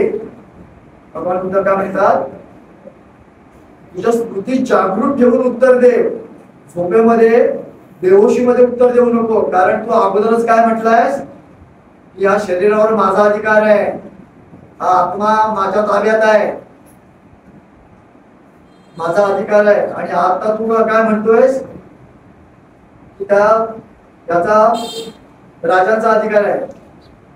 त्यावेळेस तो चपापतो, सर त्या राजाचा अधिकार मला मागू शकतात, पकडू शकतात. मग आता तुझं शरीर कुठे राहिलं आणि तुझा आत्मा तरी कुठे राहिला, याचं उत्तर दे.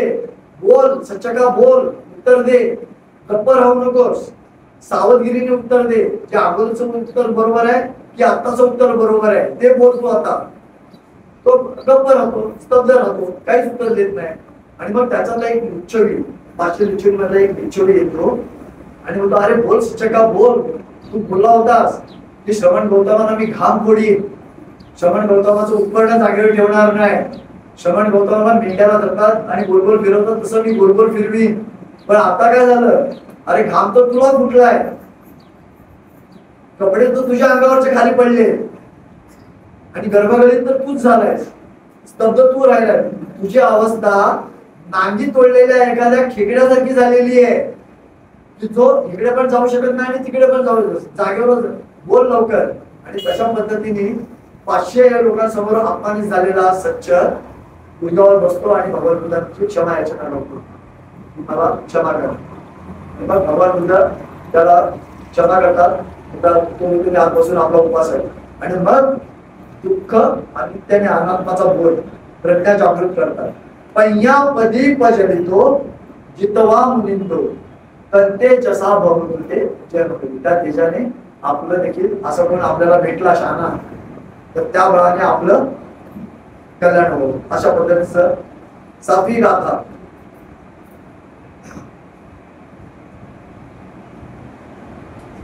नंदोपनंद भुजगं विनुधं मयिद्वी कुत्तेन थेर भुजगेन दमापयंतो इद्धी विस इद्धी उपदेश विलीना तंते जसा भवते जय मंगला. म्हणजे नंदोपनंद एक नागराज, भुजंग नावाचा नागराज, तो विविध रिद्धिक संपन्न असतो पण विचार दृष्टी असतो. कुत्तेन थेर, कुत्तेन म्हटलेलं आहे. आता पुत्र कोण, तर भगवान बुद्धांच्या भिक्षूंना, जे उपसंपदा झालेले भिक्षू असतात त्यांनाच केवळ अधिकार आहे भगवान बुद्धांचे पुत्र म्हणण्याचा. ते बुद्धपुत्र म्हटलं जातं. किती आपण उपासक किती जर असलो तरी पण आपण उपासक, पण केवळ उपसंपदाधारी जीवन धारण केलेला तो बुद्धपुत्र भिक्षू, तो बुद्धपुत्र. त्याला कुत्तेन थेर म्हणजे ज्या भिक्षू जीवनामध्ये 10 वर्ष ज्यांनी कंप्लीट केलेली आहे त्याच अवस्थेमध्ये उपसंपदा 10 वर्ष पूर्ण झाल्याच्या नंतर त्याला एक थेर अशी जाणकार म्हणजे म्हातारा, थेर म्हणजे म्हातारा. आपण मराठी भाषा बोलतो ना थेरडा वगैरे म्हणतो ना, त्या पद्धतीचं पाणी थेर, जाणकार, वयस्कर असा तो थेर. त्या अवस्था आहेत थेर, महाथेर, स्थवीर, महास्थवीर वगैरे अशा. त्याच्यातला हा कुत्तेन थेर म्हणजे महामोगलान हा त्यांचा पुत्र भिक्षू, महामोगलान भिक्षूंकडून त्या नंदोपनंद पराजित केला. तर हा नंदोपनंदाची त्रिपिटकामध्ये एक माहिती अशी आहे की त्यांनी अख्खा सुमेरू पर्वत त्याला विळखा घातला होता आणि त्याचा श्वास पडला होता. सुमेरू पर्वत म्हणजे सुमेरू पर्वतावर जे जीव जे सत्व देवलोक वगैरे जे वास्तव्य होतं त्याचा श्वास रोखला होता, भयकंपित केला होता, पण तो मिथ्या दृष्टी होता. आणि इकडे महामोगलान तेवढेच रिद्धी संपन्न होते. त्यांचं त्रिपिटकामध्ये एक वर्णन सापडतं की देवांचा राजा इंद्र, त्याचं नाव शक्र, त्याला गर्व झाला होता. देवलोकात आहे ना, तो देवलोकांचा राजा आहे. 33 देव जेव्हा तो बाहेर पडतो तेव्हा 33 देवता त्याच्या भोवताली असतात. त्याच्या 3 राण्या आहेत. एवढा विलासी जीवन जगणारा असतो तो शक्र. त्याचा आसन शुभ्र आसन आहे त्याला पांडुकंबल म्हणतात. त्या आसनावर भगवान विराजमान झालेले असतात. अशा आसनावर तो बसलेला आणि त्याच्यामुळे त्याला गर्व झालेला आहे की माझ्यासारखा कोण नाही. आणि हा गर्व त्याचा गर्वहरण करण्यासाठी महामोगलान त्याच्यापर्यंत जातात आणि त्याचा वैजंता महल त्या महालात राहतो. तो वैजंता महल प्रकंपित करतात पायाच्या अंगठ्याने दाबून. आपल्या पायाचा एक अंगठा दाबतात आणि तो महाल प्रकंपित करतात. त्यावेळेस त्याचं गर्वहरण होतं. सविस्तर सांगत नाही. दुसरी एक गोष्ट आहे, विशाखा मातेने पूर्वाराम विहार बांधलेलं असतं भगवंतासाठी. 4-5 मजली येते. तर ते बांधलेलं असताना भगवान बुद्ध त्या विहारात आपल्या भिक्षू संघासह राहत असतात. पण भिक्षू बरेच भिक्षू गुंगाट करत असतात. भगवान बुद्धाने त्याचा त्रास होतो. हा त्रास ओळखून महामोगलान जातात आणि तो पूर्वाराम आपल्या पायाच्या अंगठ्याने पूर्वाराम बाल प्रकंपित करतात. आणि मग ते बाल हल्ल्याच्या नंतर भिक्षू शांत होतात. अशी एक चमत्कारिक त्यांच्या रिद्धिबल त्यांच्याकडे असलेलं ते गोष्टी आहे. अशा पद्धतीने दोघांचं जे रिद्धिबळांचं युद्ध होतं आणि हळूहळू महामोगलान त्याचं सगळं रिद्धी काढून घेतात, त्याला थकवून टाकतात. आणि मग तोपर्यंत हा नागराजा म्हणतो की ह्याचा शिष्य एवढा पारंगत आहे रिद्धिबळामध्ये, त्याचा गुरु केवढा पारंगत असेल. आणि म्हणून तो शरण येतो की बाबा मी तुला शरण आलो. मला शरण नको आहे, भगवान बुद्धाने शरण. मग तो भगवान बुद्धांकडे घेऊन जातो, त्याचं कल्याण होतं. असं इद्धी खतम होतं. रिद्धिबल त्याला देऊन त्याला इद्दुपदेश म्हणजे रिद्धिबल पण दाखवतात आणि उपदेश पण करतात त्याला त्याच्याने कल्याण म्हणजे विजय मिळवला, त्याप्रमाणे तुमचं आमचं कल्याण. आता 8वी गाथा, आपण 8व्या गाथे शेवटच्या गाथेकडे आलं. मला कल्पना आहे थोडं ताबड झालेली आहे, पण 8वी गाथा आहे. तुमचा हा जितकी भूषण येईल ना सुदत्त हस्त ब्रह्मं विशुद्धी चुकी पक्का विधान याना गदेन विधिना जितवा मुनिंदो तंते जसा भवतु ते जय मंगला. काय म्हटलंय? तुमचा जितकी दुराग्रही आणि तिच्या दृष्टी असलेला कोण आहे? बक ब्रह्मा. तिच्या दृष्टी असलेला बक ब्रह्मा ब्रह्मं विशुद्धी चुकी पक्का विधान, विशुद्ध जीवन जगणारा हा बक ब्रह्मा. त्याची थोडीशी स्टोरी आहे. त्याला भगवंताने ज्ञानरूपी औषधाने जिंकले. त्याची कथा आहे. पूर्वाश्रमीमध्ये बोधिसत्व अवस्थेमध्ये भगवान बुद्ध बोधिसत्व अवस्थेमध्ये कप्प बोधिसत्व म्हणून जन्मास आले होते. आणि त्या बोधिसत्वाचे आचार्य केशव नावाचे आचार्य ते होते.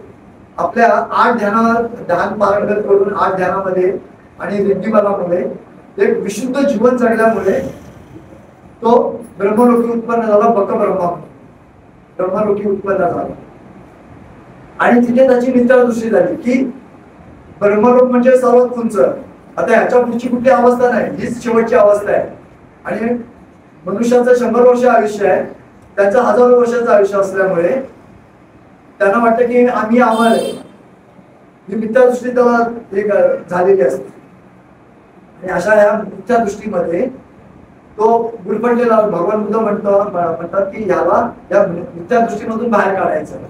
आणि भगवान बुद्ध त्याच्याकडे जातात आणि त्याला समजवण्याचा प्रयत्न करतात. तर तो म्हणतो मर्त्य लोकातून आलास आणि मला शिकवतो, तुझं ऐकत नाही.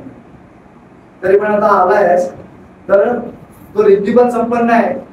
अदृश्य होण्याची त्याच्याकडे कला आहे त्या बक ब्रह्माला. जो पूर्वाश्रमीचा केशव भगवान बुद्धांचा बोधिसत्व अवस्थेमध्ये त्यांचा आचार्य चांगलं जीवन जगल्यामुळे ब्रह्मलोकात उत्पन्न झालाय. आणि तो म्हणतो की आता आलायस तर चल आपण थोडासा लपाछपीचा खेळ करूया. मी लपतो, मला शोधून काढ. ठीक आहे ना, शोधून काढतो. आता इथे सगळ्यात वरचा लोक ब्रह्मलोक, सगळ्यात वरचा नरकापासून ब्रह्मलोकापर्यंत 31 लोक आहेत. तिथे 31 लोक. आणि भगवान बुद्धांना लोकविदू म्हटलं जातं. इतिपिसो भगवा अरहं सम्मा संबुद्धो विद्याचरण संपन्नो लोकविदू असा हा शब्द उच्चारतो ना आपण. तर तो लोकविदू म्हणजे लोक जाणणारे. 31 लोक भगवान बुद्धांनी जाणलेले. आणि ते जर आपल्याला 31 लोक नसेल तर हे 3 भागामध्ये विभागलेले. त्याला भूमी म्हटलं गेलं. एक कामावचर भूमी, रूपावचर भूमी आणि अरूपावचर भूमी, अशा 3 भूमी. आता चौथी अवस्था त्याला माहिती नाही. भगवान बुद्ध माहिती आहे, याला चौथी अवस्था माहितीच नाही. हा तुला ह्या 3 लोकांमध्येच लपलेला आहे. भगवान बुद्ध त्याला शोधून काढतो. आवडत तू लपण्यास काढला तो जातो, तू लप. भगवान बुद्धांना म्हणतो तू लपणी काढतो शोधून. पण गर्व आहे ना, रिद्धिबलाचा गर्व आहे त्याच्याकडे. भगवान बुद्ध लपतात. भगवान बुद्ध लपतात. का शोधून आला? भेटत नाही. का नाही भेटत? चौथ्या अवस्थेत गेलेले आहेत ना, लोकोत्तर अवस्था. भगवान बुद्धांना लोकोत्तर म्हणतात. लोकोत्तर अवस्था निर्वाण अवस्था. आणि ही निर्वाण अवस्था फक्त माणूसच प्राप्त करू शकतो. कारण तिथे शरीर लागतं आणि मन लागतं. ब्रह्मलोकामध्ये शरीर वगैरे काही नसतं, चित्त फक्त असतं. फार मोठा आहे ते, माझ्याकडे संपूर्ण साहित्य त्याचं. पण ही लोकोत्तर अवस्था त्याला माहिती नाही कुठली अवस्था आहे ती. आणि मग तो म्हणतो अरे बाबा हरलो, ये बाबा कुठे लपले, या. बोला अरे बाबा मी तुला तेच तर सांगायला आलो, पण तू ऐकतच नाही. तेच सांगायला आलो की हाच एक लोक नाही, याच्याही पुढची एक अवस्था आहे की जी तुला माहिती नाही, तेच तुला सांगायला आलो. ही लोकोत्तर अवस्था, निर्वाण अवस्था, तर हे तुला सांगायला आलो. असं म्हणजे या अनागदेन विधीला ज्ञान रूपी औषध पाजून, आपण प्रसिद्ध भाषा आहे ना आपली, नाट्यावर उभं राहिलेलं होतं ना, चले चल आकलीचे डोस पाजू नकोस. डोस पाजतो ना, डॉक्टर बोलतो याला आताचा हा एक डोस द्या, तुम्हाला दुसरा डोस द्या, तसा हा पहिला डोस त्याला दिला. ज्ञानागदेन, ज्ञान आणि अगद, अगद म्हणजे औषध, ज्ञान रूपी औषधाने त्याला जिंकलं. अशा पद्धतीने ही 8वी गाथा आहे. आणि मग शेवटची गाथा आहे, शेवटची 9वी गाथा. एतापि बुद्ध जय मंगल अट्टगाथा, जो वाचको दिन दिने सरते मतंती, विद्वान नेक विविधानी चुपत जवानी, मोखम सुखम अधिगमेय नरोस पैन्यो. जे ह्या बुद्धाच्या या 8 गाथा जो वाचन 3 महिने त्याचं पठण करेल, मनन करेल, चिंतन करेल, त्याचं काय होईल? एतापि बुद्ध जय मंगल, जो वाचक को दिन दिने सरते मतंती, त्याला ज्ञान प्राप्ती होईल आणि त्याची मनामध्ये जी काय भ्रमभ्रांती, सरते मतंती, भ्रमभ्रांती ती नष्ट होईल. हित्वान म्हणजे आणि ह्याप्रमाणे अनेक, हित्वान अनेक, याप्रमाणे अनेक, विविधानी, अनेक आणि विविध प्रकारचे जे उपद्रव आहेत, उपद्रवानी म्हणजे जे काही उपद्रव ते नष्ट होतील आणि तो माणूस कसा होईल? नरोस पैन्यो, म्हणजे तो त्याच्यातली मिथ्या दृष्टी संपलेली आहे, तो स्वतःपन्न अवस्थेत गेलेला आहे, त्याच्यातनं त्याला प्रज्ञा जागृत झालेली आहे. तो नरोस, तो माणूस प्रज्ञा जागृत करून तो या धर्मामध्ये समाविष्ट होतो. असा साधारण या थोडक्यात त्याचा हा अर्थ आहे. तर आज ही 9वी गाथा मी सांगितली आणि जवळजवळ माझं प्रवचन पण पूर्ण झालं. लक्षात घ्या, केवळ ही लग्नापुरतीच गाथा आहे का? लग्नापुरती गाथा नाही, पण ती लग्नात समाविष्ट केलेली आहे की अशा पद्धतीने तुमच्या जीवनात तुमचं कल्याण व्हावं, असा त्याचा मागचा अर्थ आहे. आता काही संस्थाचे बोधाचार्य कोण असतात काय ते घेत नाही आणि तिथे आपण संभ्रमित होतो आणि तिथे आपण ठरवायचं की हा बाबा हा कार्यक्रम, लग्नाचा कार्यक्रम त्याच्या संस्थेप्रमाणे त्याला जसं शिकवण मिळालेली आहे तशा पद्धतीने तो करतोय. पण आपण हे लक्षात घ्या की बाबा हे अशा पद्धतीने, मग ते आपण सतत केवळ पठण करूनच चालेल काय? दररोज आपण पठण केलं पाहिजे. हा काय मंत्र आहे का? हा मंत्र नाही, तर ह्या भगवान बुद्धांच्या जीवनातल्या प्रसंग आहे. तसे प्रसंग आमच्या देखील जीवनामध्ये येऊ शकतात आणि जशा त्या तेजाने भगवान बुद्धांनी विजय मिळवला, त्या तेजाने आमचं देखील मंगल हो, जय मंगल हो, अशा माध्यमातून त्या एक एक गाथेचं पठण करून त्याचा अभ्यास करून सतत आपण त्याचं आचरण केलं पाहिजे. आचरण महत्वाचं आहे ना, आचरण महत्वाचं आहे. केवळ गाथा म्हणून त्याचं मन नमत असतं आणि पहिला येत असतं, तसंच होईल. तर तसं होता कामा नये. म्हणून हे दोन माणसं समाज संभ्रमी झालेला आहे, बऱ्याच ठिकाणी संभ्रमी झालेला आहे. कोण बोलतो इकडे चल, कोण बोलतो तिकडे चल, कोण बोलतो काय चल काय कर. तर हे केवळ आता आमच्याकडे केवळ बौद्ध म्हणून मी म्हणतोय, ही एकच बाजू आमच्याकडे, एक सांस्कृतिक बाजू आमच्या हातात आहे की ती आम्ही व्यवस्थित पकडू शकतो. कारण राजकारण तर आमच्या हातातून निसटून गेलंय, समाजकारण आमच्याकडून निसटून गेलेलं आहे. केवळ ही एक संस्कृती आहे, ही संस्कृती आम्ही जपून ठेवली, पकडून ठेवली तरच आम्ही खऱ्या अर्थाने बौद्ध म्हणून म्हणण्याच्या योग्यतेच्या आहोत, अन्यथा नाही. आणि म्हणून या बारीक बारीक गोष्टी आहेत या आपल्याला समजल्या पाहिजे, माहिती करून घेतली पाहिजे. नाहीतर आता सगळीकडे धर्मांतराचे कार्यक्रम होत आहेत. ओबीसी धर्मांतर करतोय, आम्ही धर्मांतर करतोय, कम्युनिटी धर्मांतर करतोय. बरेच जण तिथे काही काय त्यांचा पॉलिटिकल इश्यू असतो सुद्धा, असेल सुद्धा नसेल सुद्धा, आपल्याला त्याच्याशी घेणं नाही.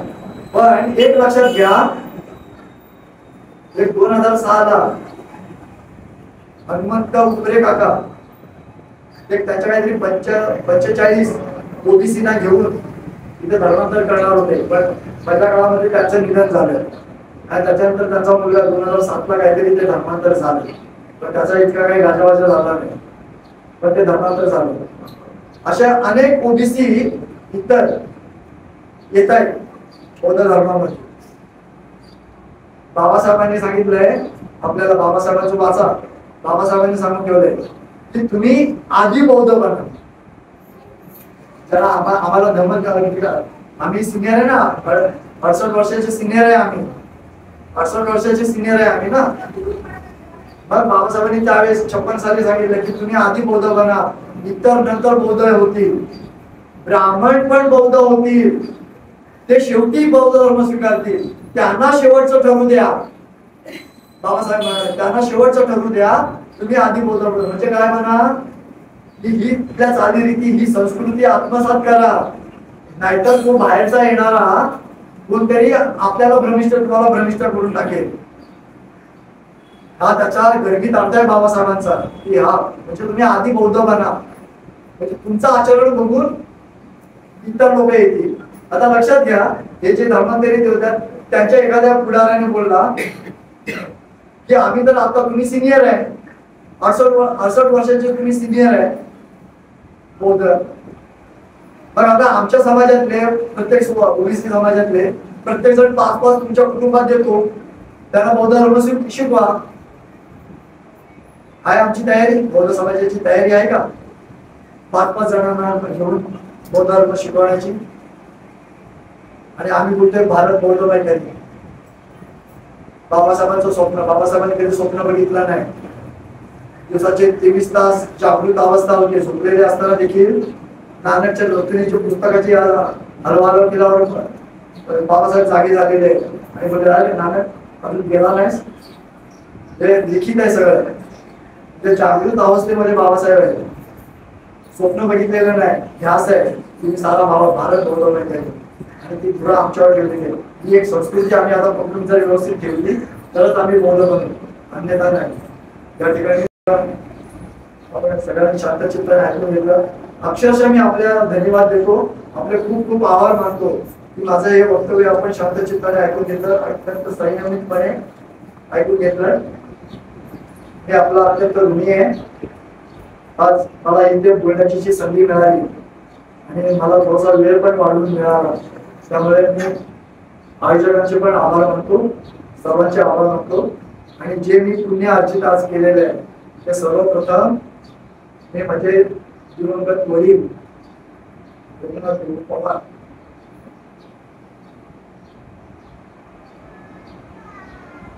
यांना समर्पित करतो आणि तेच पुण्य आपण सगळे इथे उपस्थित आहात त्यांना वितरित करतो आणि अशी मंगल भावना व्यक्त करतो की आपलं कल्याण व्हावं, आपल्याला सुखाचा मार्ग मिळावा आणि आपली दुःखातून मुक्तता होईल, अशी एक मंगल भावना व्यक्त करून माझं हे लांबलेलं वक्तव्य इथं थांबवतो. नमो बुद्धाय, जय हिंद.